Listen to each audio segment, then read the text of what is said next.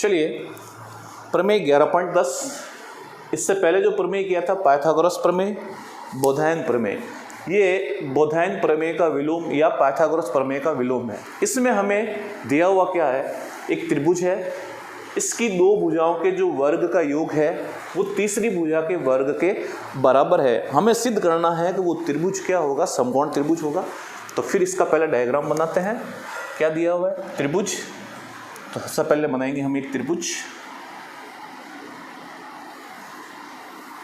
चलिए इस त्रिभुज का नाम लिख देता हूं मैं ABC। ठीक है, इस त्रिभुज की दो भुजाओं का जो वर्ग है, दो भुजा कौन सी ले लूं मैं, AB और BC, यानी कि इसका वर्ग और इसका वर्ग किसके बराबर होगा, तीसरी भुजा यानी कि किसके बराबर, AC के बराबर। तो बड़ी भुजा कौन सी हो गई, AC। तो इसका एक कोण क्या लाना है, समकोण। अगर इस त्रिभुज का एक कोण समकोण आता है तो ये क्या हो जाएगा, समकोण त्रिभुज। तो चलिए सबसे पहले लिखते हैं दिया हुआ,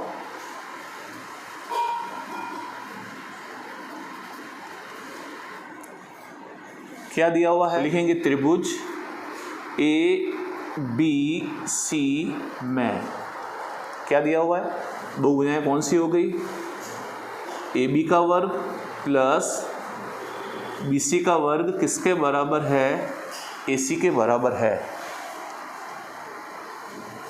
यानी कि जो मैंने लिखा उसके हिसाब से बड़ी भुजा कौन सी हो गई, AC हो गई, और छोटी भुजा हो गई AB और BC। तो AB का वर्ग BC का वर्ग, इन त्रिभुज की दो भुजाओं के वर्ग का योग तीसरी भुजा के वर्ग के बराबर है। हमें इसको समकोण त्रिभुज सिद्ध करना है।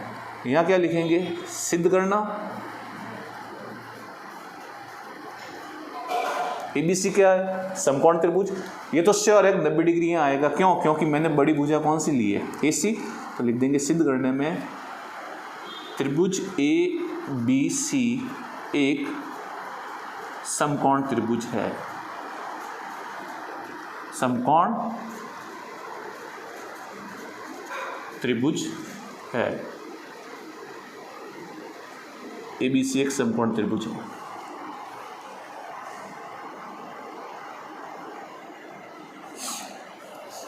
अब रचना, इस प्रमेय का सबसे महत्वपूर्ण पॉइंट है रचना।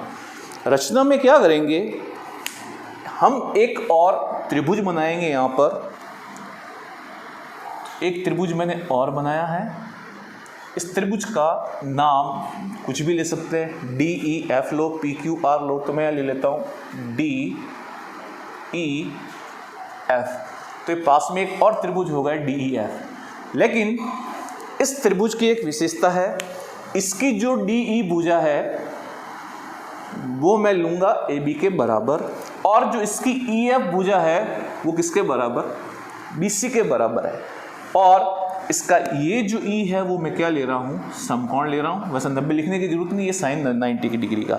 तो मैंने ये समकोण त्रिभुज नहीं था, इसमें दो भुजाओं का वर्ग तीसरी भुजा के बराबर दिया हुआ है, लेकिन इसमें मैंने क्या लिया है, समकोण त्रिभुज, एक समकोण त्रिभुज, दूसरा DE बराबर AB और EF बराबर BC। तो रचना में क्या लिखेंगे,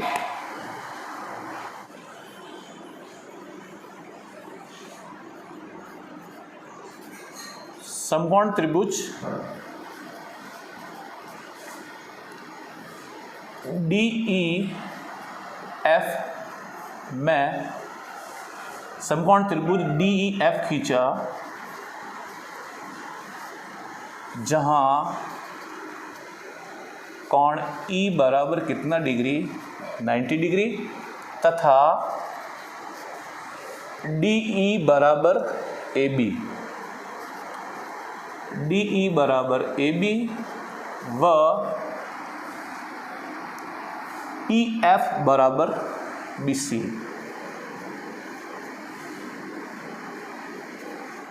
EF बराबर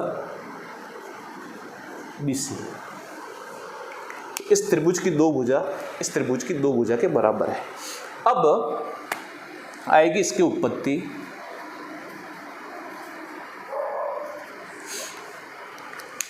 ये कौन सा त्रिभुज है, समकोण त्रिभुज है, और समकोण त्रिभुज में क्या लगता है, पाइथागोरस प्रमेय, यानी कि जो कर्ण का वर्ग होता है वो शेष दोनों भुजाओं के वर्ग के योग के बराबर होता है। तो 90 डिग्री के सामने हमारा कर्ण कौन सा हुआ, DF। इसका मतलब DF का जो वर्ग है वो DE के वर्ग प्लस EF के वर्ग के बराबर होगा। तो लिखेंगे त्रिभुज DEF में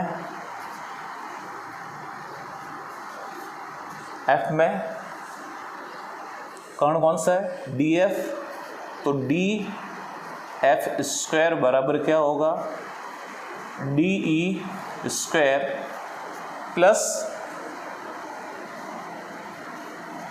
EF square, D square EF square.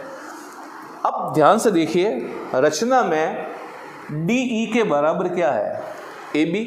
तो मैं यहाँ DE हटाकर क्या लिख सकता हूँ, AB। और EF किसके बराबर है, BC के। तो EF को हटाकर क्या लिख दूंगा, BC। तो देखिए वापस आ गया DF स्क्वायर का DF स्क्वायर। मैंने DE हटाई क्योंकि DE किसके बराबर है, AB के।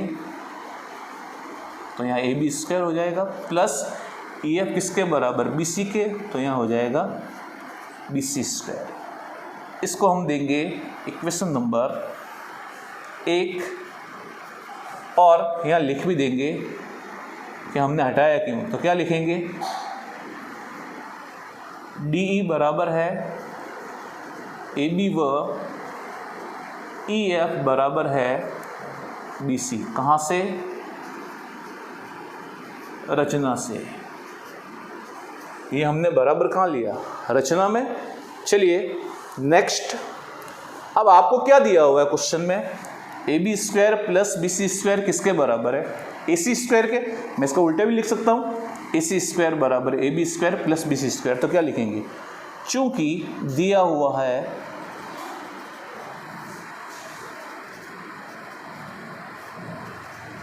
क्या दिया हुआ है, AC स्क्वायर बराबर AB square plus BC square, ये आपको दिया हुआ है। इसको हम दे देते हैं इक्वेशन नंबर 2। अब आप दोनों इक्वेशन को ध्यान से देखो, किसी भी समीकरण का एक भाग सेम होता है तो दूसरे भाग बराबर हो जाते हैं। पहले समीकरण में इधर राइट हैंड साइड में क्या लिखा हुआ, AB square plus BC square, नीचे भी लिखा हुआ AB square plus BC square. तो क्या बराबर हो जाएगा दोनों से, ये दोनों सेम है, यानी कि ये भाग और ये भाग सेम है। इसका मतलब उधर वाले भाग आपस में बराबर हो जाएंगे। कौन कौन, AC स्क्वायर और DF स्क्वायर। तो क्या लिखेंगे,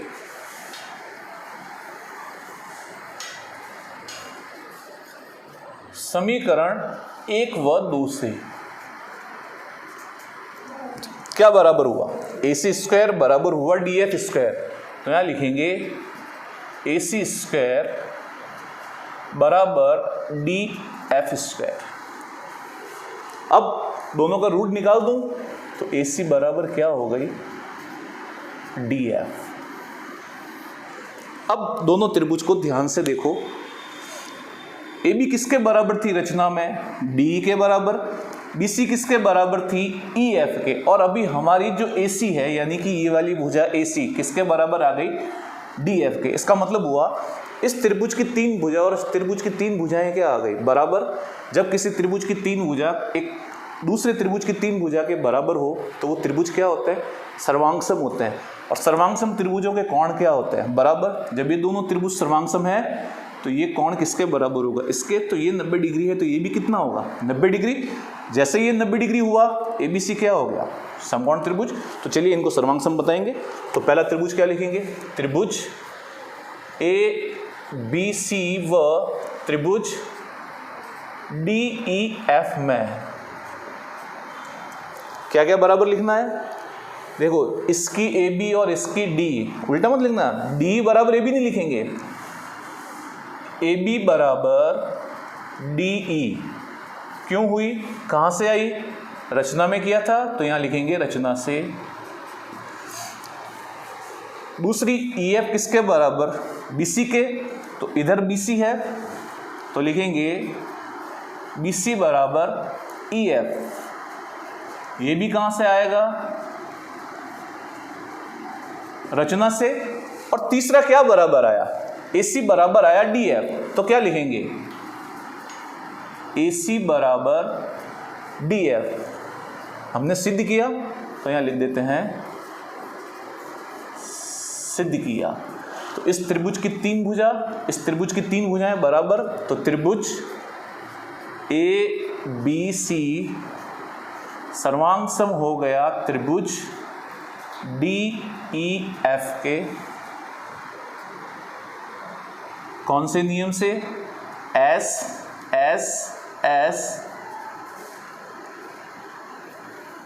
सर्वांग समता से, सर्वांग समता से। और जब त्रिभुज सर्वांगसम हो जाते हैं, कौन कौन से कोण बराबर हो जाएंगे, कोण B किसके बराबर, कोण E के। तो कोण B बराबर हुआ E कितना डिग्री, 90, क्योंकि E 90 था तो B भी कितना हुआ, 90 डिग्री। अतः त्रिभुज ABC क्या आ गया, एक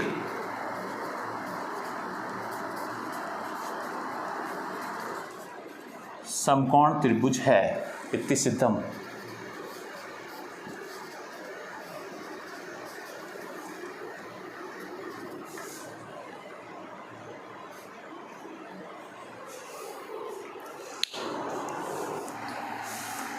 आप अगर समझना चाहे तो इस लास्ट का स्क्रीनशॉट भी ले सकते हैं, ताकि आप आराम से स्क्रीनशॉट लेके इसको देख सकते हैं, वीडियो नहीं देखे और इसको देख के भी कर सकते हैं। ओके।